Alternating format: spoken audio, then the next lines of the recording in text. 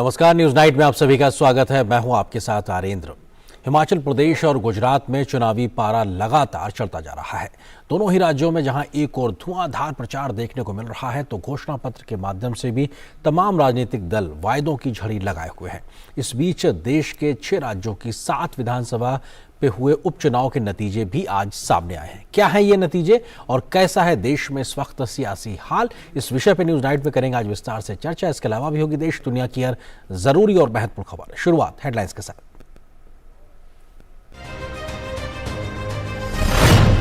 प्रधानमंत्री नरेंद्र मोदी ने मैंने ये गुजरात बनाया है का नया नारा किया लॉन्च। वलसाड़ में भाजपा की चुनावी जनसभा को किया संबोधित। कहा, गुजरात पिछले 20 साल के दौरान राज्य को बदनाम करने वाली विभाजनकारी ताकतों का करेगा सफाया। पीएम भावनगर में आयोजित सामूहिक विवाह समारोह कार्यक्रम में भी हुए शामिल।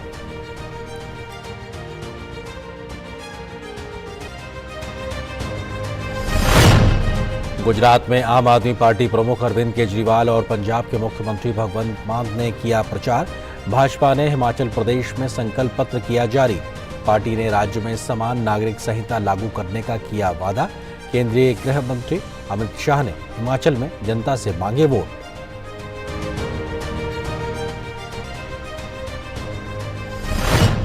छह राज्यों की 7 विधानसभा सीटों पर हुए उपचुनाव में भाजपा का दबदबा कायम। अकेले 4 सीटों पर किया कब्जा।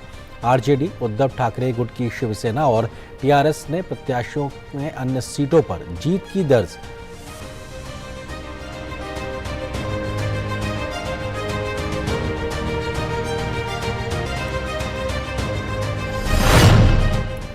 पराली जलाने के मामलों में राजस्थान और पंजाब में वृद्धि हुई दर्ज। विज्ञान और प्रौद्योगिकी मंत्री डॉक्टर जितेंद्र सिंह ने इस वर्ष अक्टूबर में वायु प्रदूषण से संबंधित पराली जलाने के मामलों के आंकड़े किए जारी। लगातार 5वें दिन भी दिल्ली में वायु प्रदूषण की स्थिति गंभीर बने रहने तक गहरी चिंता व्यक्त की। पूरे एनसीआर क्षेत्र में ग्रेप 4 को तत्काल वापस लेने का लिया गया निर्णय। भारतीय जनता पार्टी ने एक बार फिर दिल्ली की आम आदमी पार्टी की सरकार पर हमला बोला। बीजेपी नेता मीनाक्षी लेखी ने की दिल्ली जेल से सत्येंद्र जैन के ट्रांसफर की मांग। अंदर बैठकर जबरन वसूली करने का लगाया आरोप।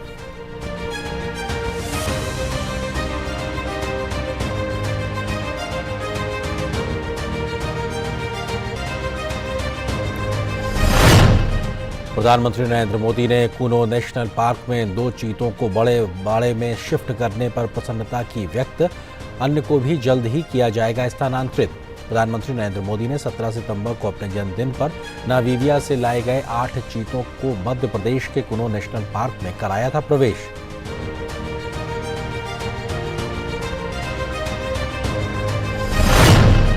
जिम्बाब्वे पर जीत के साथ ही भारत ने T20 विश्व कप के सेमीफाइनल में अपना स्थान किया पक्का। अंतिम 4 में इंग्लैंड, न्यूजीलैंड और पाकिस्तान के साथ भारत चौथी टीम बना। भारत 4 मैचों में 3 जीत के साथ 6 अंक के साथ तालिका में शीर्ष पर।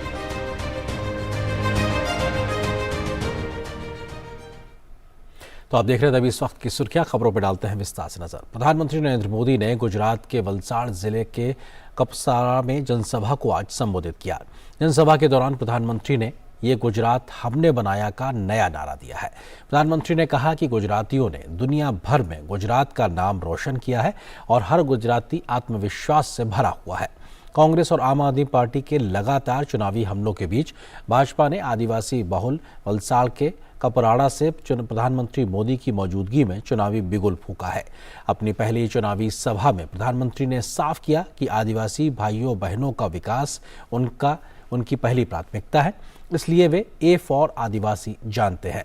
उन्होंने आदिवासी पट्टे उमरगांव से अंबाजी तक के क्षेत्र में उनकी सरकार के लिए कार्यों से आए बदलाव का पूरा ब्यौरा दिया।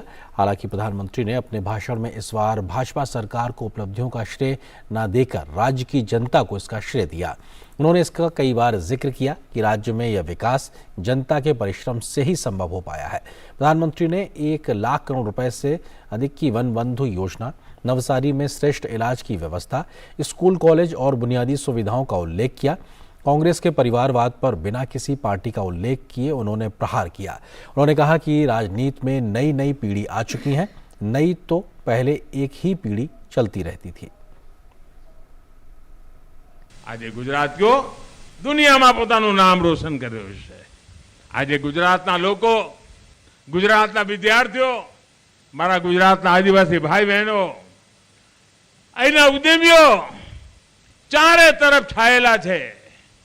અને એટલે જ પ્રત્યેક ગુજરાતી, ચાહે મારો આદિવાસી હોય, ચારો મારો માછીમારી હોય, ચારે શહેરમાં રહેતો હોય કે ગામડામાં રહેતો હોય, આત્મવિશ્વાસથી ભરેલો છે.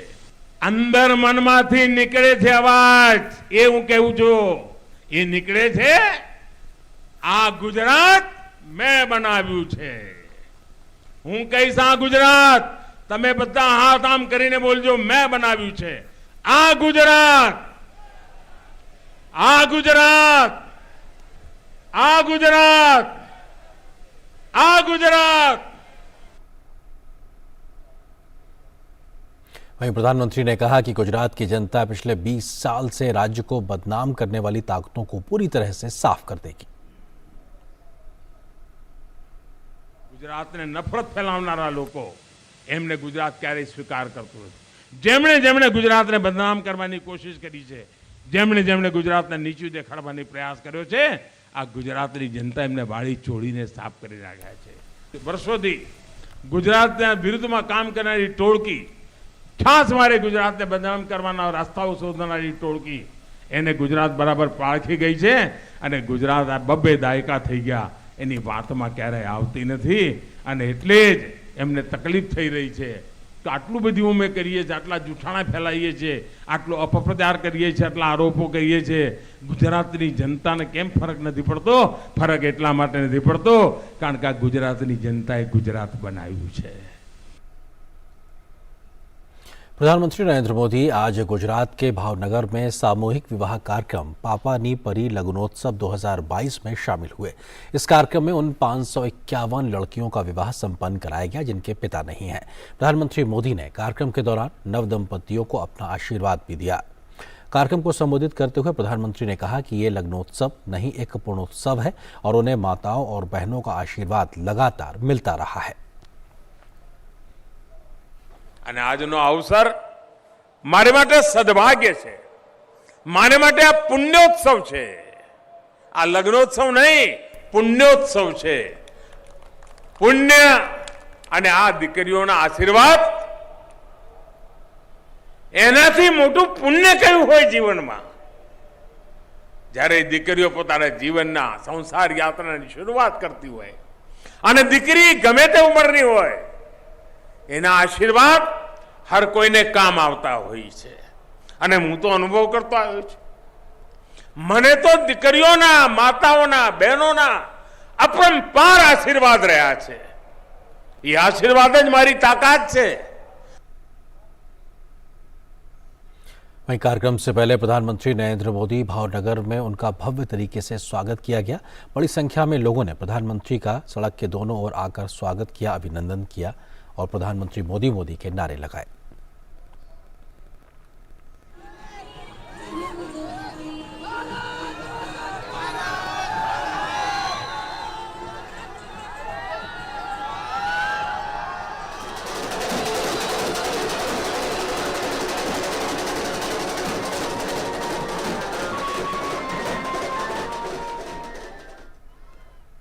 और फिलहाल यहां पर एक छोटे से ब्रेक के लिए रुकते हैं.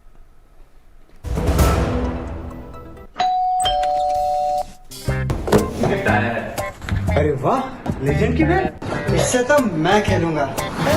Future batting legend bat. इसमें जिसका नाम लिखा है बैट उसी को मिलेगी. अरे यार, देखा, अगर इस पे मेरा नाम नहीं लिखा होता तो कितनी दिक्कत हो जाती. इसलिए आरबीआई कहता है बैंक अकाउंट हो या बैंक लॉकर, उसमें नॉमिनी का नाम जरूर दर्ज करें ताकि आपकी जमा पूंजी उसी को मिले जिसे आपने नामित किया है. आरबीआई कहता है जानकार बनिए, सतर्क रहिए. भ्रष्टाचार मुक्त भारत, विकसित भारत, एक आशा, एक विश्वास. हम मना रहे हैं सतर्कता जागरूकता सप्ताह. देश में ईमानदारी की अलख जगा रहे हैं. एनटीपीसी देश को रोशन कर रहा है. साथ आइए, आप भी कदम बढ़ाइए. 31 अक्टूबर से 6 नवंबर 2022 तक चलने वाले इस अभियान को सफल बनाइए. एनटीपीसी द्वारा जनहित में जारी.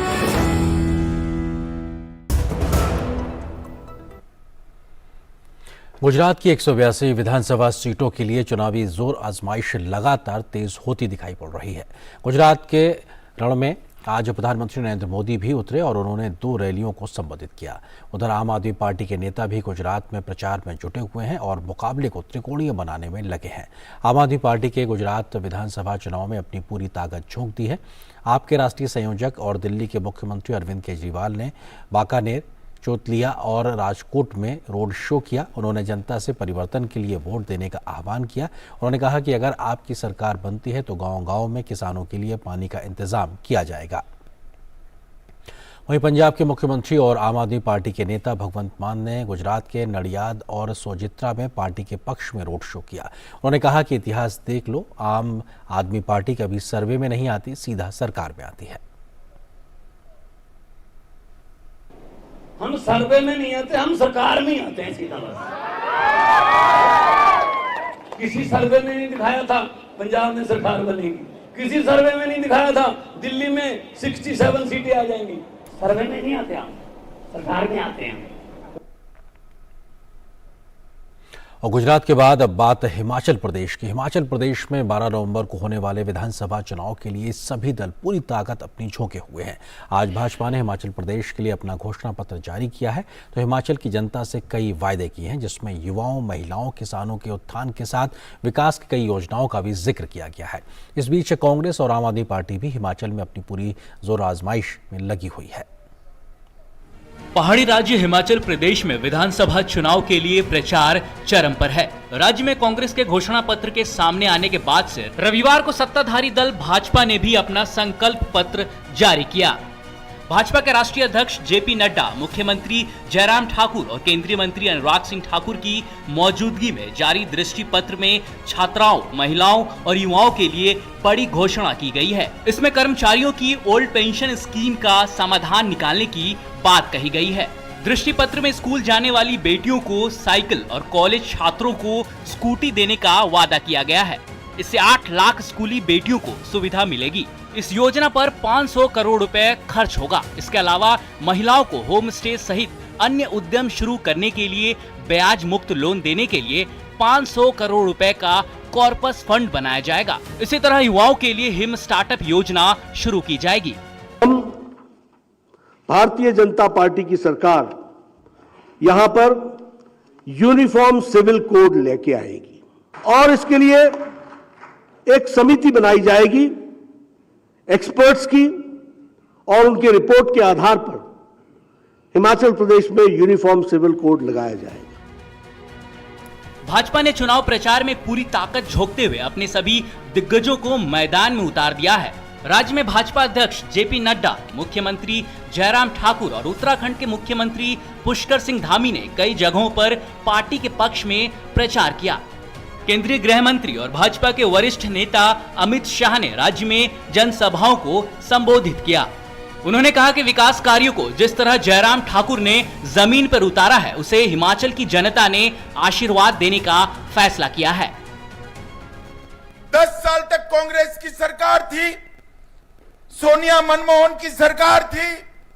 आए दिन पाकिस्तान से ये आलिया, मालिया, जमालिया घुस जाते थे,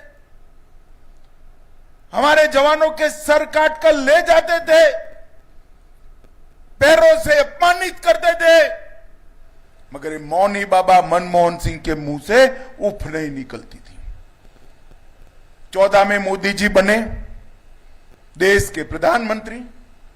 फिर से पाकिस्तान ने उरी और पुलवामा में हमला किया, मगर पाकिस्तान भूल गया कि अब कांग्रेस की सरकार नहीं है, भाजपा की सरकार है। और देश के प्रधानमंत्री मौनी बाबा मनमोहन सिंह नहीं है, नरेंद्र मोदी है, नरेंद्र मोदी है। राज्य की मुख्य विपक्षी पार्टी कांग्रेस भी प्रचार में कोई कोर कसर नहीं छोड़ रही है। पार्टी के नेता नुक्कड़ सभाओं के जरिए लोगों से वोट देने की अपील कर रहे हैं। वे घोषणा पत्र में किए गए वायदों को जनता के बीच लेकर जा रहे हैं। कांग्रेस बहुत अच्छे से चुनाव लड़ रही है। उसका कारण है कि यहाँ कांग्रेस ने आम जनता के जो मुद्दे हैं उसको उन्होंने टच किया है, और कांग्रेस ने अभी जो घोषणा पत्र जारी किया है, 10 गारंटी जो दी है, उसमें आम लोगों को राहत मिलने वाली है, उसको उसमें उसके आय में वृद्धि होने वाली है। हिमाचल प्रदेश में आम आदमी पार्टी भी इस बार अपनी मौजूदगी दर्ज करा रही है। पार्टी के नेता भी राज्य में अपने प्रत्याशियों के पक्ष में प्रचार कर रहे हैं। गौरतलब है कि राज्य में विधानसभा की 68 सीटें हैं और यहां पर 12 नवंबर को वोट डाले जाएंगे। Bureau report, DD news. और 6 राज्यों की 7 विधानसभा पर उपचुनाव के नतीजे आज सामने आए, जिनमें से 4 सीटों पर भाजपा ने जीत दर्ज की, तो वहीं बिहार की 1 सीट पर आरजेडी जीती है, तो महाराष्ट्र की 1 सीट पर उद्धव ठाकरे के गुट वाली शिवसेना ने जीत दर्ज की है। इन चुनावी नतीजों को राज्यों की सियासत के लिहाज से काफी महत्वपूर्ण माना जा रहा है। 6 राज्यों की 7 विधानसभा सीटों पर हुए उपचुनाव में भाजपा ने 4 सीटों पर जीत दर्ज कर अपना दबदबा कायम रखा है। हरियाणा में भाजपा उम्मीदवार भव्य बिश्नोई ने आदमपुर उपचुनाव में जीत दर्ज की है। उन्होंने कांग्रेस उम्मीदवार को 15,740 वोटों के अंतर से करारी शिकस्त दी। वहीं उत्तर प्रदेश की लखीमपुर खीरी की गोला गोकर्णनाथ सीट पर भी भारतीय जनता पार्टी के अमन गिरी ने जीत दर्ज की, जिसके बाद पार्टी दफ्तर के बाहर पार्टी कार्यकर्ताओं ने जश्न मनाया। यहां समाजवादी पार्टी दूसरे स्थान पर रही। उधर बिहार में गोपालगंज और मोकामा विधानसभा सीट के भी परिणाम घोषित किए गए। गोपालगंज उपचुनाव में भाजपा उम्मीदवार कुसुम देवी ने 1,794 वोटों से जीत हासिल की। यह सीट पहले भी भाजपा के पास ही थी। वहीं मोकामा विधानसभा सीट पर हुए उपचुनाव में आरजेडी उम्मीदवार नीलम देवी ने 16,741 मतों के अंतर से जीत दर्ज की है। यह सीट पहले आरजेडी के पास थी। अगर बात की जाए महाराष्ट्र की, तो यहां एकमात्र अंधेरी ईस्ट सीट पर हुए विधानसभा उपचुनाव में शिवसेना उद्धव बालासाहेब ठाकरे की उम्मीदवार ऋतुजा लटके ने भारी मतों से जीत दर्ज की है। यहां पर किसी भी बड़े राजनीतिक दल ने अपने प्रत्याशी को खड़ा नहीं किया था।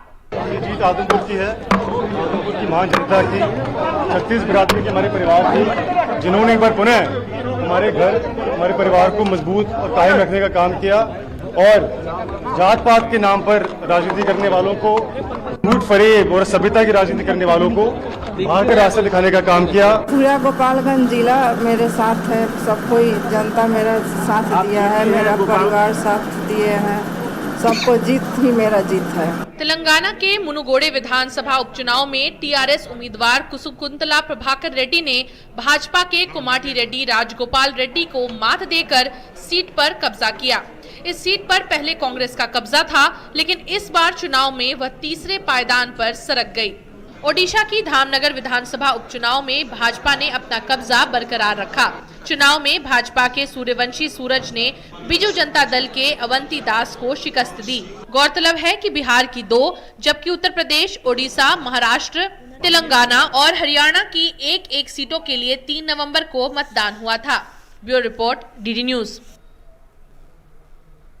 और बात वायु प्रदूषण से जुड़ी खबर की। बीते कई दिनों से दिल्ली एनसीआर में वायु प्रदूषण लोगों के लिए भयंकर परेशानी का सबब बना हुआ है। हेल्थ इमरजेंसी के हालातों के बीच ग्रैब की बंदिशें लगाई गईं, लेकिन कुछ खास असर नहीं हुआ। लेकिन अब तेज हवा चलने के बाद से वायु प्रदूषण में कुछ कमी देखी जा रही है, लेकिन फिर भी वायु प्रदूषण बेहद खराब स्थिति में बना हुआ है। इस पूरे मामले में दिल्ली की केजरीवाल सरकार लगातार सवालों के घेरे में है। आज दिल्ली एनसीआर में ग्रैब 4 की जगह ग्रैब 3 श्रेणी को लागू करने का फैसला किया गया है।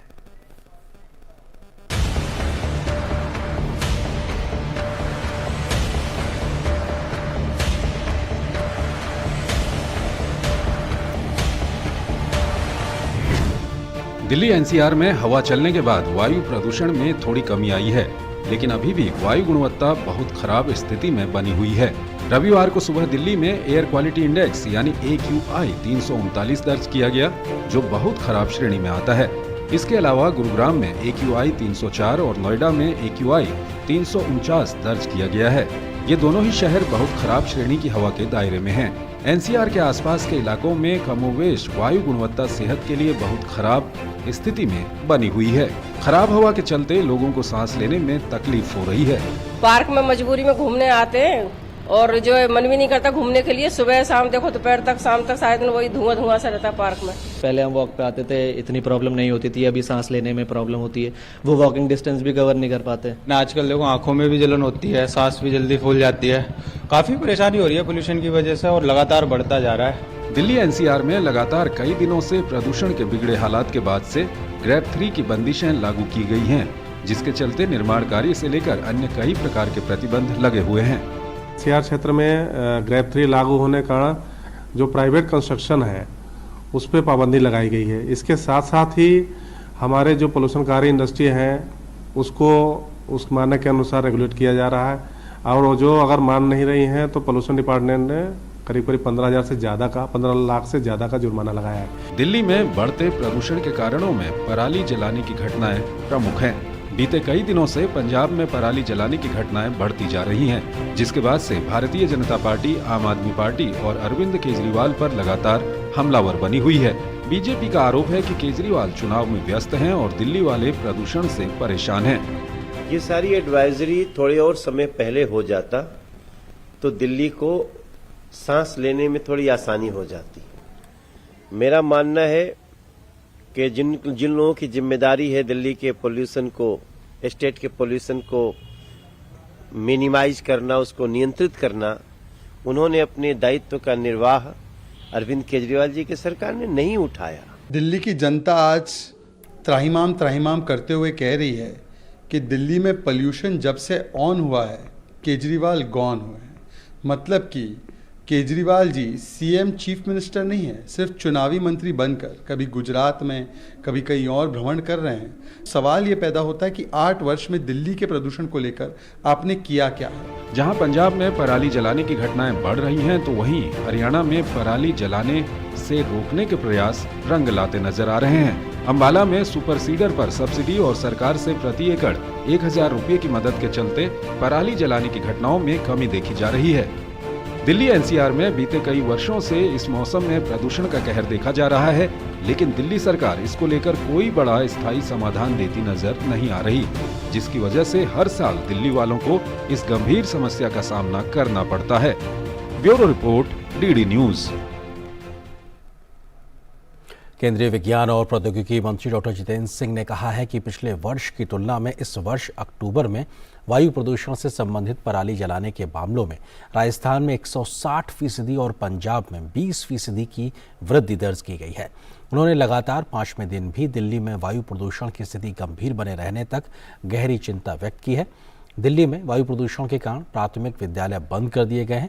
डॉक्टर सिंह ने कहा कि पराली जलाने के मामले घटाने में उत्तर प्रदेश और हरियाणा ने उल्लेखनीय काम किया है। केंद्रीय मंत्री ने कहा कि आंकड़ों से संकेत मिलता है कि पंजाब और राजस्थान वायु प्रदूषण को लेकर गंभीर नहीं है। उन्होंने कहा कि दोनों राज्यों में पराली प्रबंधन में मशीन खरीदने के लिए उपलब्ध कराए गए केंद्रीय धन का उचित उपयोग नहीं किया गया। डॉक्टर सिंह ने कहा कि केंद्र सरकार ने पराली प्रबंधन के लिए राज्यों को 3,000 करोड़ रुपए से अधिक की राशि उपलब्ध कराई है। इनमें से 1,500 रुपए से अधिक की राशि अकेले पंजाब को दी गई है। और बात करते हैं दिल्ली से ही जुड़ी अगली खबर की। ठग सुकेश चंद्रशेखर के आरोपों को लेकर भाजपा ने दिल्ली के मुख्यमंत्री अरविंद केजरीवाल पर निशाना साधा है। भाजपा ने आरोप लगाया है कि केजरीवाल भ्रष्टाचार के बल पर सरकार चला रहे हैं। भाजपा नेता मीनाक्षी लेखी ने प्रेस वार्ता करके आरोप लगाया कि जेल में बंद केजरीवाल के मंत्री सत्येंद्र जैन वसूली रैकेट में शामिल हैं। भाजपा ने केजरीवाल पर सवालों की बौछार करते हुए पूछा कि केजरीवाल ने जैन को अभी तक मंत्री पद पर क्यों बरकरार रखा है। भाजपा ने जैन को किसी और जेल में ट्रांसफर करने की भी मांग की है।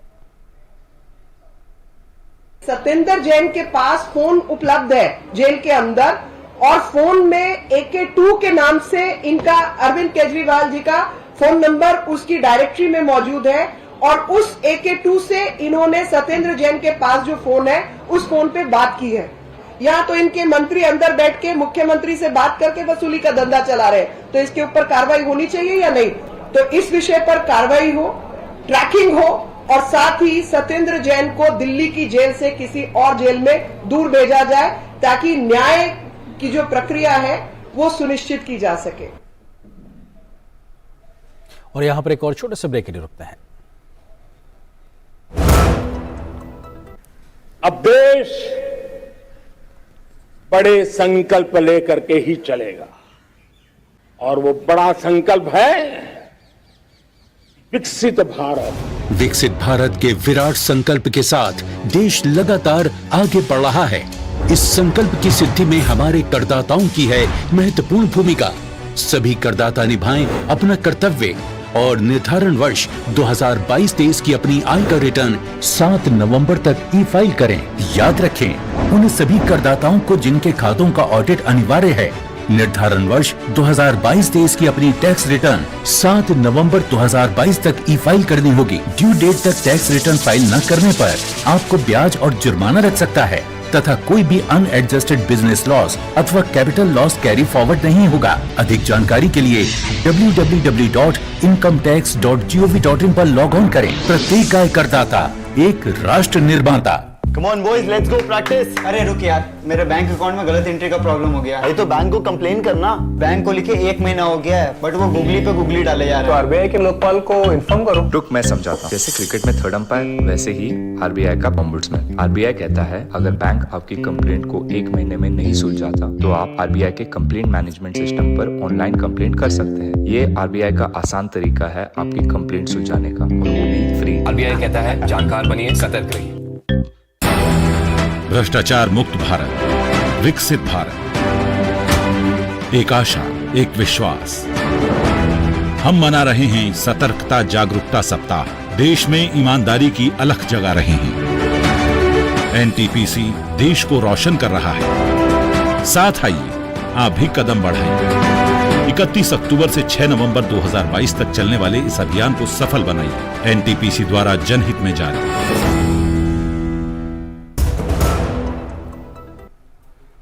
और ब्रेक के बाद रुक करते कुछ और महत्वपूर्ण खबरों की ओर। प्रधानमंत्री नरेंद्र मोदी ने कहा है कि अनिवार्य क्वारंटाइन के बाद कुनो नेशनल पार्क के आवास के अनुकूलन के लिए 2 चीतों को बड़े बाड़े में स्थानांतरित कर दिया गया है। उन्होंने इस संबंध में वीडियो ट्विटर पर साझा किया। प्रधानमंत्री ने खुशी जाहिर करते हुए कहा कि सभी चीते स्वस्थ हैं, सक्रिय हैं और अच्छी तरह से तालमेल बिठा रहे हैं।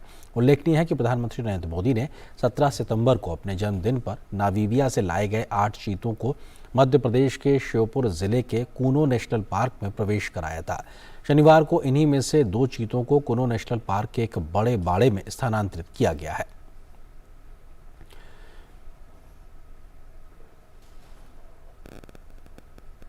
प्रधानमंत्री मोदी ने खुशी जाहिर करते हुए ट्वीट कर लिखा है कि बढ़िया खबर, मुझे बताया गया है कि कुनो में अनिवार्य क्वारंटाइन के बाद 2 चीतों को एक बड़े बाड़े में छोड़ दिया गया है।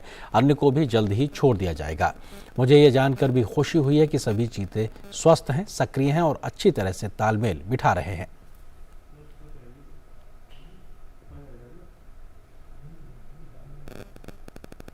तो इन 2 चीतों को बड़े बाड़े में स्थानांतरित करने के बाद अब 6 अन्य चीतों को भी जल्द ही बड़े बाड़े में स्थानांतरित किया जाएगा। भारतीय वन सेवा के अधिकारी चंद्र प्रकाश गोयल ने बताया है कि जांच में अगर 6 अन्य चीते सभी मानकों पर खरे उतरते हैं तो उन्हें भी जल्द ही स्थानांतरित कर दिया जाएगा। वहीं अगर चीतों की स्वास्थ्य की बात की जाए तो सभी 8 चीते पूरी तरीके से स्वस्थ हैं।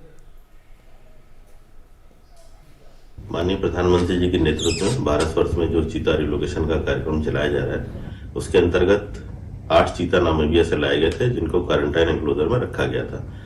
कल उनमें से 2 चीतों को क्वारंटाइन एनक्लोजर से शिफ्ट कर बड़े एनक्लोजर्स में शिफ्ट किया गया है, जहां उनको लाइव फीड दी जाएगी। अगर इस लाइव फीड का वो शिकार कर पाते हैं और उस क्षेत्र में अडेप्ट हो जाते हैं तो उनको आने वाले समय में खुले जंगल में छोड़ा जाएगा।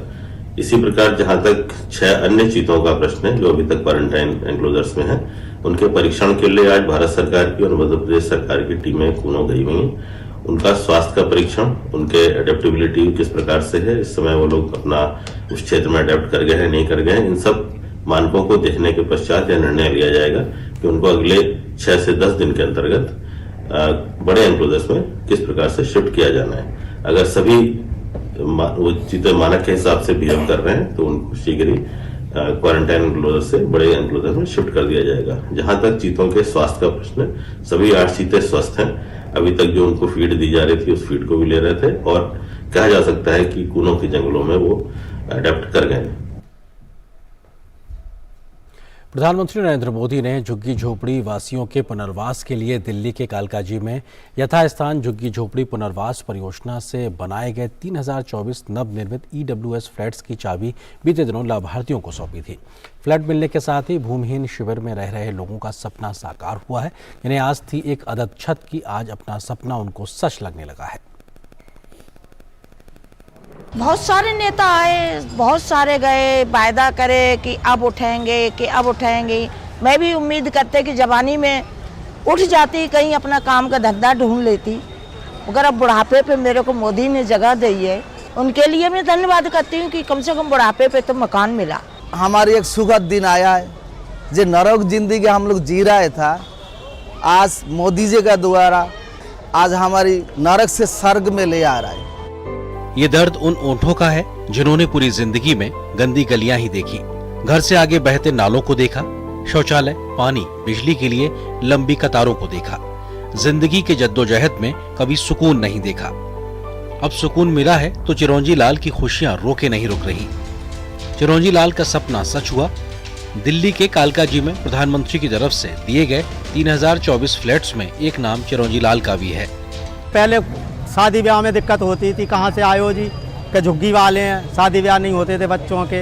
अब हो सकता है यहाँ से अच्छी वो देख के होगा, अच्छा ही होगा जो भी होगा। PM तो अच्छा काम करे हैं, जो भी करे हैं और कर रहे हैं और करते रहेंगे। जिंदगी की शुरुआत से आशियाने तक आने में एक दौर निकल गया, एक पीढ़ी जवान हो गई। अभी ये मिला है तो इससे तो हमें ये है कि स्पेस की भी कमी नहीं है, बाथरूम जाने की भी कमी नहीं है, प्लस अच्छी जगह है, रहने के लिए भी थोड़ा अच्छा एनवायरनमेंट मिला है, रहने के लिए अच्छी सोसाइटी मिली है। मतलब एक झुग्गी से एक अपार्टमेंट में आना बहुत बड़ा टास्क है। चिरौंजी लाल जैसे वो हजारों लोग हैं जो गांव से पलायन कर शहर आए। शहर ने चकाचौंध तो दी, लेकिन आशियाना मिला कालकाजी के भूमिहीन शिविर में। झुग्गियों में अपनी संस्कृति, सामाजिक ताने बाने बन गए। 40-50 साल रहते रहते रिश्ते भी जवान हो गए। अब एक बार फिर से उजड़ने की बारी थी। अब सरकार ने झुग्गी के बाशिंदों को कहीं दूर मकान देने की बात कही थी। पूजा 1 साल की थी जब दिल्ली आई थी, अब बच्चे 22 साल के हो गए हैं। खुशी है कि जहां झुग्गी थी वहीं मकान मिला। दूर मिलता तो मैं नौकरी नहीं जा सकती थी, मैं स्कूल में जॉब करती हूँ, मैं वहाँ नहीं कर पाती, मुझे आने जाने में टाइम लगता, आधा ध्यान इन बच्चों में लगा रहता कि बच्चे क्या करेंगे, घर में कैसे है। बस यहाँ मिलने की अब बहुत अच्छा है, जो मोदी जी ने कहा है जहाँ रहना वहीं देना, वो बहुत अच्छा किया। सभी के लिए आवास उपलब्ध कराने के ख्याल से केंद्र सरकार ने दिल्ली में 376 झुग्गी झोपड़ियों में पुनर्वास का काम शुरू किया है। ये पुनर्वास आधुनिक है, स्वच्छ है। सामुदायिक park, electric sub station, sewage treatment plant, स्वच्छ जलापूर्ति इसकी खूबियां हैं। मोदी जी ने हमें घर दिया, हमें बहुत खुशी है, उनका आभार। ऐसे हम सोच भी नहीं सकते थे अपने फ्यूचर में, क्योंकि इतना पैसा होता ही नहीं है कि हम एक सोसाइटी में घर ले सकें, इसलिए हम लोग ज़्यादा ही बहुत खुश हैं। दिल्ली के बाकी हिस्सों में भी आशियाने की आस में गुजर बसर कर रहे सपनों को मंजिल मिलेगी, उचित सुख साधन मिलेंगे, सुविधाओं से लैस बेहतर और स्वस्थ जीवन मिलेगा।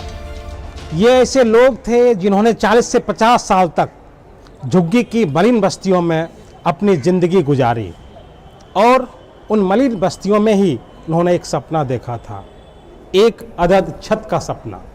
और आज कहीं जाकर लगता है कि उनका सपना साकार हुआ है, जब उन्हें उनके मकान की चाबी मिली है। कैमरामैन कुमार दत्ता के साथ धीरज कुमार, DD न्यूज़, कालकाजी। और केंद्रीय पर्यावरण, वन और जलवायु परिवर्तन मंत्री भूपेंद्र यादव ने आज मिस्र के शर्म अल शेख में हो रहे संयुक्त राष्ट्र जलवायु शिखर सम्मेलन के 27वें अधिवेशन में भारतीय मंडप का उद्घाटन किया है। जलवायु परिवर्तन की चुनौतियों से निपटने के लिए संयुक्त राष्ट्र के नेतृत्व में विभिन्न देशों का यह सम्मेलन 6 से 18 नवंबर तक होगा। सम्मेलन में भारत पवेलियन में सभी देशों के प्रतिनिधियों का स्वागत करते हुए केंद्रीय मंत्री भूपेंद्र यादव ने कहा कि भारत के प्रधानमंत्री नरेंद्र मोदी ने जलवायु परिवर्तन की जटिल समस्याओं का सरल समाधान प्रदान किया है। भारत समस्या नहीं, समाधान का हिस्सा है। उन्होंने कहा कि भारत का मानना है कि जलवायु कार्रवाई जमीनी स्तर पर व्यक्तिगत स्तर से शुरू होती है और इसीलिए लाइफ स्टाइल फॉर एनवायरनमेंट की थीम के साथ इंडिया पवेलियन को डिजाइन किया गया है। और यहां पर एक और छोटे से ब्रेक के लिए रुकते हैं। Guided by the vision of Honorable Prime Minister Narendra Modi, the Ministry of Ayush is fully committed to digitize Ayush sector for the benefit of people. A range of digital platforms are developed to support professionals and public.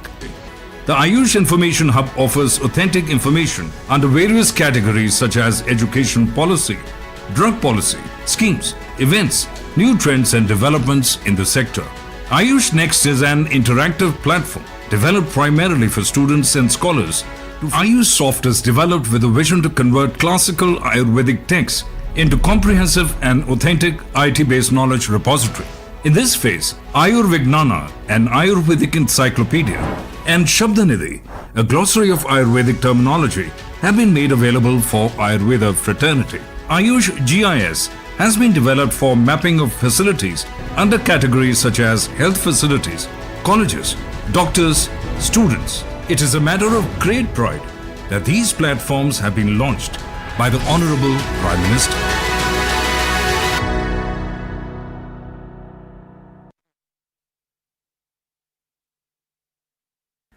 अब देश बड़े संकल्प लेकर के ही चलेगा और वो बड़ा संकल्प है विकसित भारत। विकसित भारत के विराट संकल्प के साथ देश लगातार आगे बढ़ रहा है। इस संकल्प की सिद्धि में हमारे करदाताओं की है महत्वपूर्ण भूमिका। सभी करदाता निभाएं अपना कर्तव्य और निर्धारण वर्ष 2022-23 की अपनी आय का रिटर्न 7 नवंबर तक ई फाइल करें। याद रखें, उन सभी करदाताओं को जिनके खातों का ऑडिट अनिवार्य है, निर्धारण वर्ष 2022-23 की अपनी टैक्स रिटर्न 7 नवंबर 2022 तक ई फाइल करनी होगी। ड्यू डेट तक टैक्स रिटर्न फाइल न करने पर आपको ब्याज और जुर्माना लग सकता है तथा कोई भी अनएडजस्टेड बिजनेस लॉस अथवा कैपिटल लॉस कैरी फॉरवर्ड नहीं होगा। अधिक जानकारी के लिए www.incometax.gov.in पर लॉग ऑन करें। प्रत्येक आय करदाता एक राष्ट्र निर्माता। और ब्रेक के बाद न्यूज नाइट में आज की बड़ी खबर पे करते हैं चर्चा, जो कि चुनाव से जुड़ी हुई है। इसी से जुड़ा है आज का हमारा विशेष भी।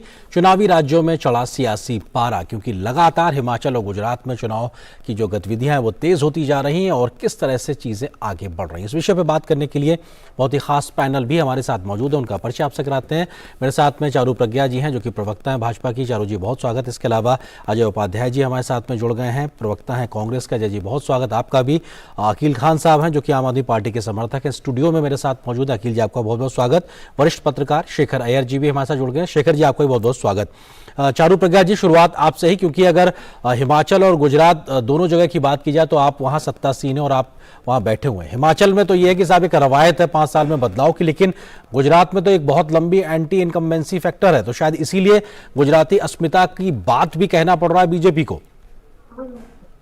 जी आर्यन जी, मैं ये मानती हूँ कि जिसको हम एंटी इनकम्बेंसी कह रहे हैं, ये जब चुनाव खत्म होंगे हम कहेंगे ये प्रो इनकम्बेंसी की वेव निकली, क्योंकि पिछले 4 टर्म्स में गुजरात में जिस किस्म का डेवलपमेंट हुआ है, लोग जैसे खुश हैं। गुजरात मॉडल को हम पूरे देश में फैलाने की बात करने से शुरुआत करते हुए यहाँ तक आज पहुंचे हैं, तो मुझे पूरा यकीन है कि एक बार और गुजरात की जनता और हिमाचल की जनता भारतीय जनता पार्टी को आशीर्वाद देगी और फिर से हमारी सरकार बनेगी।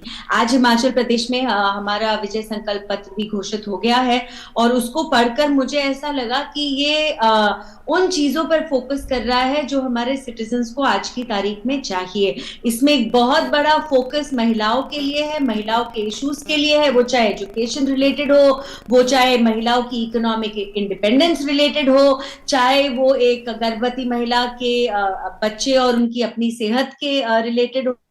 तो इन सारी चीजों को जब हम देखते हैं और उनको लेकर हम आगे बढ़ते हैं, तो मुझे बिल्कुल भी कोई डाउट नहीं है कि गुड गवर्नेंस जो हमारे पूरे देश में दिखती है मोदी जी के लीडरशिप में, उसी तरीके से डबल इंजन की सरकार दोनों गुजरात और हिमाचल में आगे भी अच्छा ही काम करते रहेंगे। जो शुरुआत हमने कुछ सालों पहले करी थी उसको हम कंटिन्यू रखेंगे। जी अजय जी, क्योंकि कांग्रेस पार्टी से आप नुमाइंदगी कर रहे हैं और अगर गुजरात के लिहाज से बात की जाए तो दशकों से सत्ता से बाहर है कांग्रेस पार्टी, क्या एक नया विकल्प के तौर पर आपके पास देने के लिए गुजरात की जनता को है इस वक्त, ताकि वो आपको चुन सके? आप मतलब कांग्रेस पार्टी को चुन सके। आपकी तो बात हम अकील जी से बाद में करेंगे।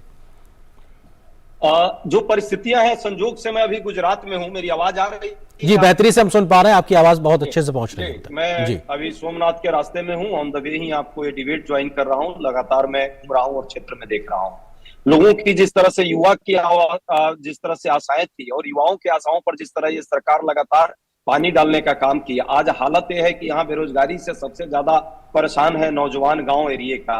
मैं अभी जब देख रहा था आज पीसी के दौरान, तो लोगों का जो भाषा थी और जो भाव थे, इस सरकार से लोग अब आंतरिक अंदर मन से कहीं ना कहीं परेशान है। उसका कारण है पहला कि ये सरकार जो है राज्य पर लगभग 4 लाख करोड़ रुपए का लायबिलिटी ला दी है।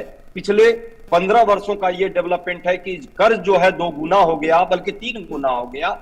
और धीरे धीरे जिस तरह गुजरात की भी बात करें तो वहां भी 65,000 करोड़ रुपए का कर्ज है। इस सरकार का एक आजकल सूत्र वाक्य हो गया है, देश में भी 3 गुना कर्ज है, बढ़ाया है 7-8 सालों में। यावत जीवेत सुखम जीवेत ऋणम कृत्वा घृतम पीबेत, ये चार्वाक दर्शन पर सरकार चल रही है। जिस तरह से कर्ज के मकर जाल में गुजरात जैसे प्रदेश को फंसाया, जो प्रदेश हमारे समय में अजय जी, लेकिन अजय जी आप गुजरात को कर्ज में फंसाने का जिक्र कर रहे हैं अजय जी, वो गुजरात मॉडल के दम पे तो प्रधानमंत्री नरेंद्र मोदी गुजरात में इतने टर्म रहे, उसके बाद में दिल्ली में आने के बाद में दूसरा टर्म तो उनका यहाँ चल रहा है, तो वो उसी मॉडल के आधार पर एक तरीके से उनका विस्तार होता रहा है। आप उस पर सवाल उठा रहे हैं। यही तो सच्चाई है कि जो यहाँ आकर के जो हालत ग्रामीण एरिया में देखिए तब आपको समझ में आएगा। अलग बात है सीट लेन साबरमती के तट पे चला लेना और सिर्फ चुनाव के समय चला लेना अलग बात है, लेकिन शराबबंदी का एक प्रदेश और उसके बाद इतने लोगों की जान चली गई। जिस तरह से किसान का डबल इनकम 2017 में सरकार यहाँ के घोषणा पत्र में भी लाई थी, और डबल इनकम का तो छोड़िए, उनकी इनकम 27 रुपए प्रति रोज के हिसाब से चल रही है। जिस तरह से महिलाओं की बात अभी हमारी बहन प्रज्ञा जी ने अभी की है, भाजपा प्रवक्ता ने, जो हालात है यहाँ महिलाओं का सुरक्षा का, रोज 5 से 6 महिलाओं का रेप इस प्रदेश में हो रहा है जी। और ग्रामीण लेकिन कांग्रेस के जो राज्य है, कांग्रेस के राज्य है, जैसे आपने राजस्थान खासतौर से, तो वहां तो एनसीआरबी के डेटा तो और ज्यादा चौंकाने वाले हैं। लेकिन मैं आपके इन आरोपों का जवाब जल्दी से ले लेता हूं। चारू जी वो कह रहे हैं कि साहब आपका फेल गुजरात मॉडल है और उसी प्रकार की जो व्यवस्था है वो ग्रामीण इलाकों तक एक तरीके से बदहाल हो चुकी है। कैसे आप गुजरात जीतेंगे, हिमाचल जीतेंगे? जल्दी से जवाब। जल्दी से मैं आपको एक बात बताती हूँ। गुजरात में जो लोग रहते हैं, अब वो सरकार से बिजली, पानी, सड़क नहीं मांगते, क्योंकि उनके पास वो पहले से है। अब वो एक कदम आगे बढ़ चुके हैं। अब वो बात करते हैं ब्रॉडबैंड कनेक्शन की, अब वो बात करते हैं गांव-गांव में एक अच्छे वेल इक्विप्ड नर्सिंग होम की, वो बात करते हैं एक कदम आगे बढ़ने की। तो ये सारी चीजें मुझे लगता है अजय जी मिस कर गए हैं और उनको फोकस करना चाहिए राजस्थान के आंकड़ों पर। इस समय राजस्थान के आंकड़े में देना नहीं चाह रही, लेकिन अगर आप सुनना चाहें तो हमारे देश में चाहे वो बेरोजगारी में लीड हो, चाहे वो महिलाओं पे अत्याचार में लीड हो, चाहे दलितों के ऊपर अत्याचारों में लीड हो, सब में कांग्रेस शासित राजस्थान लीड कर रहा है। लेकिन हम उस बारे में बात नहीं करें इस समय। हम चुनावी राज्यों की बात करते हैं। मैं साथ में अखिल साहब भी इस वक्त जुड़े हुए। अखिल जी, आम आदमी पार्टी के समर्थक अखिल जी, क्योंकि अरविंद केजरीवाल और आम आदमी पार्टी अब गुजरात हो या हिमाचल हो, वहां पर अपनी सरकार बनाने के लिए जोर आजमाइश कर रही है। उनके पास में दिल्ली मॉडल है दिखाने के लिए और पंजाब मॉडल है, लेकिन दिल्ली मॉडल में इतने ज्यादा आरोप हैं कि कटघरे में कई सवालों में कई प्रकार से घिरे हुए नजर आते हैं। पंजाब का भी जो थोड़े समय का शासन आज लॉ एंड ऑर्डर से लेकर या पराली की समस्या को लेकर लगातार सवालों में घिर रहे हैं, क्या एक विकल्प के तौर पर, क्या एक बड़ी मिसाल के तौर पर दिखाएंगे आप गुजरात और हिमाचल में?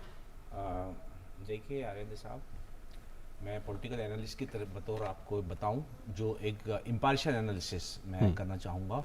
दिल्ली के अंदर आप बोल रहे हैं कि दिल्ली के अंदर परफॉर्मेंस नहीं है कोई, ये मतलब अजीब बात लगी मुझे कि पूरे देश और दुनिया के अंदर दिल्ली के मॉडल को फॉलो करने के लिए पूरे प्रधानमंत्री से लेकर के सारे कांग्रेस, बीजेपी और दूसरी पार्टियां सब उसको फॉलो कर रही हैं। और जो हमने परफॉर्मेंस दिखाई है दिल्ली के अंदर, उसका सबसे बड़ा जो आप एक मतलब मैं बोलूँगा उदाहरण ये है कि हम लोगों ने दिल्ली के अंदर बिजली, पानी, शिक्षा, स्वास्थ्य, रोजगार, महिला सशक्तिकरण और भ्रष्टाचार का खात्मा, ये करने से हमारी जो इकोनॉमी है मतलब प्रॉफिट में चल रही है। पूरे देश के अंदर एक ही है दिल्ली के अंदर जहां पे हमारा बजट प्रॉफिट में आता है और 2.5 गुना बढ़ गया है। हम जब से सत्ता संभाले हैं उसके बाद से अब तक 2.5 गुना हमारा बजट बढ़ गया है। और हमने सारी चीजें, ये जो बीजेपी वाले बोलते हैं फ्री रेवड़ियां, आप कुछ बोल दो उनको, रेवड़ी बोल दो चाहे कुछ बोल दो, हम रेवड़े नहीं बांटते हैं जो बड़े बड़े उद्योगपतियों को आप दे रहे हैं 20,000-22,000 करोड़ फला करोड़। मोदी जी जाकर के इसी की गाइडलाइन तो बाद में आई उसके, तो हम ये कहना चाहते हैं कि हमने जो मॉडल दिल्ली के अंदर इस्टेब्लिश किया है और प्रूफ किया है पूरी दुनिया के लोग, मतलब बड़े बड़े कंट्री जो है वेस्टर्न वर्ल्ड, वो आकर के हमारे शिक्षा मॉडल को देखने आते हैं। इससे बड़ी हमारे लिए प्रतिष्ठा की क्या बात होगी। लेकिन उस मॉडल के आधार पे आप अभी हिमाचल और गुजरात जाना चाहते हैं। बिल्कुल चारू जी, मैं आता हूं आपके पास, मेरे साथ शेखर जी भी जुड़े। अखिल जी एक सेकंड में आता हूं। शेखर जी, क्योंकि समय थोड़ा सा सीमित होता है तो निश्चित तौर से ये जो अपने अपने दावे हैं उसमें बीजेपी कह रही साहब कि वो जो इनकम्बेंसी है उसका एक तरीके से एंटी इनकम्बेंसी को हटा के वो काम करती नजर आ रही है और लगातार उसके पक्ष में माहौल है। कांग्रेस कह रही है साहब बिल्कुल एक स्थिति खराब हो रही है। आम आदमी पार्टी कह रही है कि साहब हमारा जो एक मॉडल है दिल्ली का उसके आधार पर हम दोनों राज्यों में जीतने के लिए आगे बढ़ रहे हैं। किस तरीके की स्थितियां परिस्थितियां दिखाई पड़ रही हैं आपको? देखिए आरेंद्र जी, ये चुनाव जो है गुजरात और हिमाचल में, देखिए जो सबसे बड़ी बात जो है कि क्या जैसे उत्तर प्रदेश में, उत्तराखंड में, मणिपुर में, गोवा में जो बीजेपी दोबारा जो एक प्रो इनकम्बेंसी वोट लेके फिर आ गई, क्या वो हिमाचल में कर पाई? क्योंकि हिमाचल में कभी सरकार रिपीट नहीं हुई और गुजरात में तो लगातार 6 चुनाव जीतकर अभी 7वीं पर ट्राई कर रहे। ये 7th इलेक्शन होगा जो बीजेपी के लिए, क्योंकि 1995 से वहां पे है। लेकिन प्रॉब्लम एक जरूर है, क्योंकि गुजरात में अगर कोई पार्टी 27 साल से है तो एंटी इनकम्बेंसी होती है। वो एंटी इनकम्बेंसी जो स्थानीय विधायक हैं, वहां के मंत्री हैं, ये देखिए पिछले साल हमने देखा एक बहुत बड़ा चेंज हुआ, पूरा कैबिनेट चेंज हुआ। विजय रूपानी की जगह भूपेंद्र पटेल आए और आज आप देख रहे हैं कैंपेन में हर जगह प्रधानमंत्री कह रहे हैं कि डबल इंजन सरकार नरेंद्र और भूपेंद्र।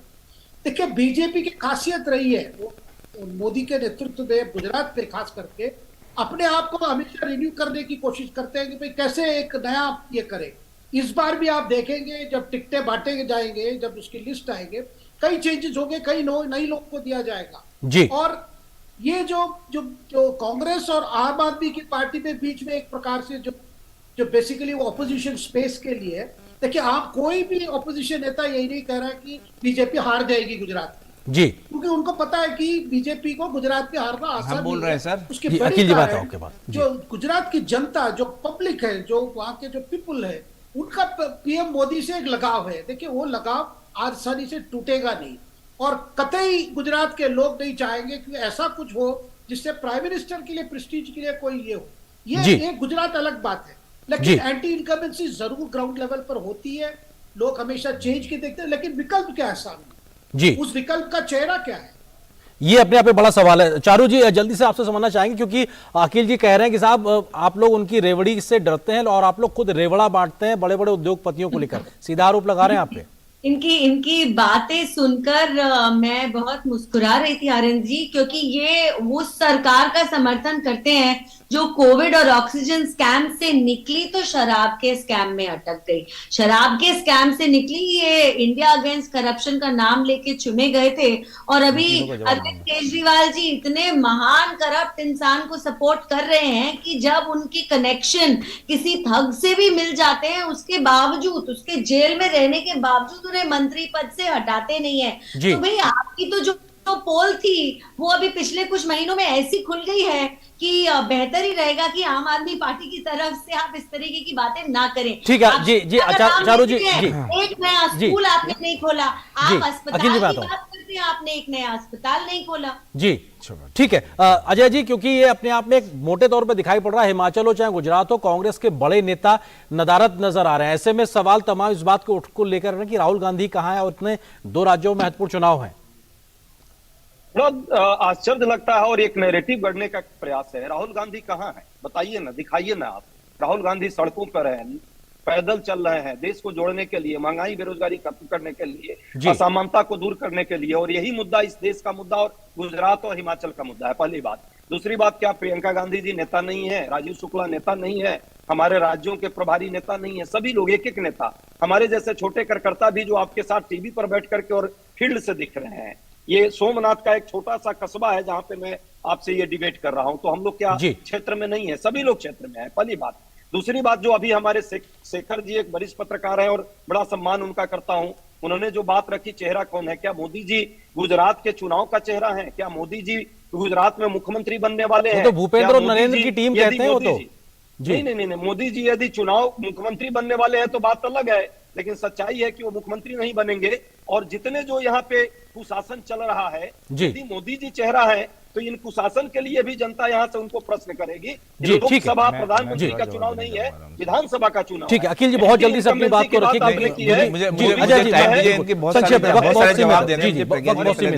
नहीं थी, देखिए अपने मुख्यमंत्रियों को क्यों चेंज किया इन्होंने तीन को? अखिल जी अपनी बात रखिए। देखिए मोदी जी ने जो है ना, जो मतलब एक पेश किया है गुजरात मॉडल, उसका एक बहुत बड़ा फेलो अभी भी जस्ट आया है मोरवी में, जहां पर की करप्शन की इम्तिहान हो गई है और जहां पे 135 लोग मर गए और उसके बावजूद भी जो मेन कल्प्रिट है उनके खिलाफ कोई एक्शन नहीं है, क्योंकि वो भ्रष्टाचार में लिप्त थे।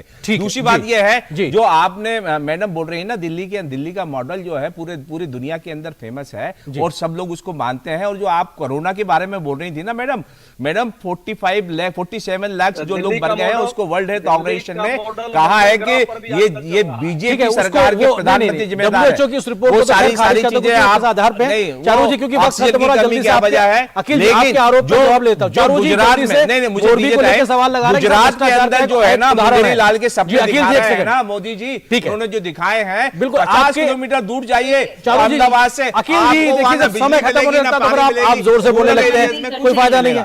चारू जी जल्दी से अपनी बात रखिए। अखिल जी प्लीज, चारू जी इस आरोप का जवाब फटाफट जी। अखिल जी अब जवाब तो सुन लीजिए, आरोप लगा के भागने वाला काम मत कीजिए ना, जवाब सुन लीजिए। अरे अखिल जी जवाब तो सुन लीजिए, अखिल जी जवाब सुन लीजिए, आप आरोप लगा के भागने वाला काम मत कीजिए ना। चारू जी जल्दी संक्षेप में। जी देखिए, मोरबी एक बहुत ही दुखद हादसा था और सब इस हादसे की जिम्मेदारी ले रहे हैं। ये कोई और आज सरकार होती ना तो हाथ झाड़ के कहती कि प्राइवेटली बना ब्रिज है और उसके बाद हादसा हुआ। प्राइवेटली बने ब्रिज की भी जिम्मेदारी लेने का काम केवल इस देश में भाजपा सरकार कर रही है और कोई होता तो नहीं करता, और उसमें भी गिरफ्तारियां। ठीक है, कुल मिला के ये एक घटना है, इसके पीछे जिम्मेदार कौन है उसकी भी जांच हो रही है, लेकिन चुनाव के समय में जो मसले और मुद्दे उसको लेकर जनता तय करेगी। फिलहाल वक्त इतना ही है। बहुत बहुत शुक्रिया आप चारों मेहमानों के साथ जुड़ने के लिए। चारू जी आपका, अजय जी आपका, अखिल जी आपका, शेखर जी आपका बहुत बहुत शुक्रिया हमारे साथ जुड़ने के लिए, इस विषय पर विस्तार से बात करने के लिए। आगे बढ़ते हो, अगली खबर खेल से जुड़ी हुई। भारत ने आईसीसी T20 विश्व कप के अंतिम ग्रुप मुकाबले में जिम्बाब्वे को 71 रन की हरा दिया है। भारत से जीत के लिए मिले 187 रन के लक्ष्य के जवाब में जिम्बाब्वे की पूरी टीम 17 ओवर और 2 गेंद में 115 रन बनाकर ही पवेलियन लौट गई। इस जीत के साथ भारत ने ग्रुप 2 में शीर्ष पर रहते हुए सेमीफाइनल में स्थान बना लिया है। सेमीफाइनल में भारत का सामना अब इंग्लैंड की टीम के साथ होगा। शानदार फॉर्म में चल रही भारतीय टीम आईसीसी T20 विश्व कप के अंतिम ग्रुप मैच में जिम्बाब्वे के खिलाफ जब मैदान पर उतरी तो उसकी नजर ग्रुप में शीर्ष स्थान हासिल करने पर थी। कप्तान रोहित शर्मा ने टॉस जीता और पहले बल्लेबाजी का निर्णय लिया। हालांकि कुछ अच्छे शॉट लगाने के बाद रोहित शर्मा 13 गेंद पर 15 रन बनाकर पहले विकेट के रूप में पवेलियन लौट गए। तीसरे नंबर पर आए शानदार फॉर्म में चल रहे विराट कोहली ने केएल राहुल के साथ भारतीय पारी को संभाला। दोनों बल्लेबाजों ने तेजी से रन बनाना जारी रखा। राहुल और कोहली ने दूसरे विकेट के लिए 48 गेंद पर 60 रन जोड़े। कोहली 26 रन बनाकर आउट हुए। दूसरे छोर पर राहुल ने तेजी से रन बनाते हुए अपना अर्धशतक पूरा किया। हालांकि अर्धशतक लगाने के ठीक बाद वो 51 रन बनाकर आउट हो गए। हार्दिक पांड्या और सूर्य कुमार यादव ने अंतिम 3 ओवरों में तेजी से रन बनाए। दोनों ने 5वें विकेट के लिए 36 गेंदों पर 65 रन बनाए। हार्दिक 18 रन बनाकर आउट हुए। सूर्य कुमार यादव ने 25 गेंद पर नाबाद 61 रन की पारी खेली। आखिरी 5 ओवर में भारतीय बल्लेबाजों ने 79 रन जोड़े। इस तरह भारत ने निर्धारित 20 ओवर में 5 विकेट पर 186 रन बनाए। 186 रन के इस लक्ष्य के जवाब में जिम्बाब्वे की शुरुआत अच्छी नहीं रही और पारी की पहली गेंद पर भुवनेश्वर कुमार ने वेस्ले मधेवरी को आउट कर दिया। अगले ओवर में अर्शदीप ने रेगिस चकाबुआ को 0 रन पर पवेलियन वापस भेजा। डॉन विलियमसन 11 रन बनाकर शमी की गेंद पर आउट हुए। इसके बाद हार्दिक पांड्या ने कप्तान ग्रेग एर्विन को 13 रन पर अपनी ही गेंद पर कैच किया। इसके बाद जिम्बाब्वे के विकेट एक के बाद एक गिरते रहे। केवल रियान बर्ल और सिकंदर रजा ही थोड़ा संघर्ष करते दिखाई दिए। बर्ल ने 35 और सिकंदर रजा ने 34 रन की पारी खेली। इन दोनों के अलावा जिम्बाब्वे का कोई और बल्लेबाज बड़ी पारी नहीं खेल सका और पूरी टीम 115 रन बनाकर पवेलियन लौट गई। भारत की तरफ से आर अश्विन ने सबसे अधिक 3 विकेट हासिल किए, वहीं मोहम्मद शमी और हार्दिक पांड्या ने 2-2 विकेट लिए। इस जीत के साथ भारत ने ग्रुप 2 के शीर्ष पर रहते हुए सेमीफाइनल में स्थान बनाया, जहां उसका सामना गुरुवार को इंग्लैंड से होगा। इस जीत के साथ टीम इंडिया ने सेमीफाइनल में जगह टेबल टॉपर के रूप में बनाई है, जिसने मोमेंटम भारतीय टीम की ओर शिफ्ट कर दिया है। अब नॉकआउट में टीम इंडिया की भिड़ंत इंग्लैंड से होगी, जो एक सेमीफाइनल मुकाबला होगा। कैमरामैन राकेश कुमार के साथ मेलबर्न से अभिषेक महाजन, डीडी न्यूज। और जिम्बाब्वे पर मिली जीत के बाद भारतीय प्रशंसकों का जोश देखने लायक था। भारत ने अपने ग्रुप में टॉप किया है और भारत का सामना सेमीफाइनल में इंग्लैंड की टीम के साथ होगा। भारतीय प्रशंसकों से उम्मीद है कि भारतीय टीम इंग्लैंड को सेमीफाइनल में मात देकर फाइनल में जगह जरूर बनाएगी और फिर खिताब भी अपने नाम कर ही रहेगी। मेलबर्न में मौजूद हमारे भारतीय प्रशंसकों से बात की हमारे संवाददाता अभिषेक महाजन ने। टीम इंडिया की एक और शानदार जीत जिम्बाब्वे के खिलाफ। 71 रनों से टीम इंडिया ने जीत दर्ज की और टेबल को टॉप किया 8 अंकों के साथ। आप देखिए दोनों ग्रुप में टीम इंडिया के सबसे ज्यादा अंक हैं। आप दूसरे ग्रुप में भी देखिए न्यूजीलैंड और इंग्लैंड के 7-7 अंक हैं, लेकिन भारतीय टीम ने 8 अंकों के साथ सुपर 12 जो पहली स्टेज है उसमें 8 अंक अर्जित कर सेमीफाइनल में जगह बनाई है। कुछ फैंस हमारे साथ हैं, उनसे बातचीत करने की कोशिश करते हैं। टीम इंडिया ने शानदार जीत दर्ज की जिम्बाब्वे के खिलाफ, कैसे बधाई देना चाहेंगे? बहुत ही ज्यादा खुशी हो रही है। हालांकि हमें पहले ही पता चल गया था कि इंडिया टॉप करने वाली है टेबल को और सेमीफाइनल के लिए क्वालिफाई करेगी। जैसे ही साउथ अफ्रीका ने नीदरलैंड ने साउथ अफ्रीका को हराया, हमें तभी पता चल गया था, लेकिन हमारा जोश तभी भी बरकरार था। मैच देखने के लिए, सूर्य भाई को देखने के लिए, कोहली भाई को देखने के लिए लाइव हम बहुत ही उत्सुक थे। सभी ने बहुत एंजॉय किया। इस वर्ल्ड कप में ऑस्ट्रेलिया में था, हमें बेसब्री से अब इंतजार था सबको। चलिए दो मैचेस में Virat Kohli player of the match बने हैं और 2 मैचेस में Surya Kumar Yadav player of the match बने हैं। तो हम कह सकते हैं कि सूर्य कुमार यादव, विराट कोहली, केएल राहुल, ऋषभ पंत या दिनेश कार्तिक खेलेंगे, देखने वाली बात होगी। लेकिन सेमीफाइनल में अगर टीम इंडिया को जीतना है तो इन खिलाड़ियों का चलना जरूरी है। बिल्कुल चलना जरूरी है और वो बिल्कुल अच्छा चलेंगे। अब तक इतना स्मूथ चलता है, इतना मतलब अप्स एंड डाउन चलते रहे हैं, हम बिलीव नहीं कर सकते। और वाकई में पूरी उम्मीद है और हमारी दुआएं उनके साथ है। बिल्कुल अच्छा करेंगे और खेलेंगे और बिल्कुल फाइनल में जाएंगे और होपफुली फाइनल भी जीतेंगे। बिल्कुल जीतेंगे। सभी यही उम्मीद कर रहे हैं कि फाइनल में टीम इंडिया पहुंचेगी। सेमीफाइनल में जो एडिलेड में होने वाला है उसमें इंग्लैंड को मात देगी। भारत पाकिस्तान का मुकाबला सब उम्मीद कर रहे हैं कि फाइनल एमसीजी में भारत पाकिस्तान का ही होगा। आपका क्या मानना है? दूरदर्शन का मेलबर्न में स्वागत है और हम पूरा एक्सपेक्ट कर रहे हैं कि इंडिया और पाकिस्तान का फाइनल होगा और इंडिया जीतेगा भाई, जीतेगा, इंडिया जीतेगा। सभी यही चाहते हैं कि टीम इंडिया जीते, लेकिन वो बेस्ट प्लेइंग 11 की बात कर रहे हैं। आपको क्या लगता है कि टीम इंडिया की प्लेइंग 11 में कोई बदलाव होना चाहिए अगले मैच? एटलीस्ट चाहल को चांस देना चाहिए, लेकिन अक्षर पटेल इतना कामयाब नहीं हो रहे। आई वुड सजेस्ट एटलीस्ट चाहल को एक मैच एटलीस्ट सेमीफाइनल में उसको चांस मिलना चाहिए। आई नो विनिंग कॉम्बिनेशन है, लेकिन फिर भी उसको मौका मिलना चाहिए। एडिलेड भारतीय टीम का हैप्पी हंटिंग ग्राउंड रहा है, खासकर विराट कोहली के लिए। विराट कोहली वहां पर बल्लेबाजी करना काफी पसंद करते हैं, तो विराट कोहली के बल्ले से आपको क्या लगता है, रन एक बार फिर से आ रहे हैं? हाँ जी, जरूर लगता है, क्योंकि इस बार भी एडिलेड में विराट कोहली जब ऐसा नॉकआउट होता है तो वो जरूर ही 50 रन मिनिमम वो लगाएंगे, ऐसा अंदाजा लगता है। चलिए एक बार फिर से फाइनल सब कह दीजिए। टीम इंडिया वर्ल्ड कप इस बार जीतने जा रही है और 15 साल का सूखा खत्म। No doubt. We have Melbourne fans waiting for that moment, and it's going to be a big celebration here in MCG. 2011 में भी ऐसा हुआ था कि टीम इंडिया सिर्फ साउथ अफ्रीका से हारी थी और वर्ल्ड कप जीती थी, तो सब लोग यही कह रहे हैं कि शायद वही हिस्ट्री एक बार फिर से रिपीट होगी। और 15 साल का सूखा, टीम इंडिया 2007 में T20 वर्ल्ड कप जीती थी। सभी का यही मानना है कि 15 साल का सूखा एक बार फिर से खत्म होने जा रहा है।